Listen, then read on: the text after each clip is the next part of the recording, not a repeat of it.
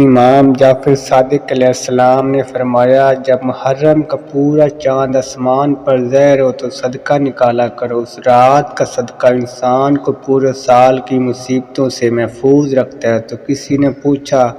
اے نواسہ رسول خدا، صدقے میں کیا نکالے؟ تو امام جعفر صادق علیہ السلام نے فرمایا، 7 مستحق افراد کو کھانا کھلاؤ۔ اگر دامن میں وسعت نہ ہو تو ایک شخص کو کھانا کھلاؤ، اور محرم کی 14ویں رات 7 مرتبہ سورہ الکوثر اور 7 مرتبہ سورہ فاتحہ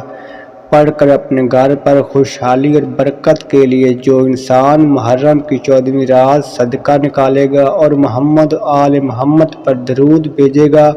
اور سورہ الکوثر اور سورہ فاتحہ پڑھ کر اللہ سے جو بھی مانگے گا تو فوراً فرشتے اس کی دعا اپنے کندھوں پر اٹھا کر اللہ کے دربار تک پہنچاتے ہیں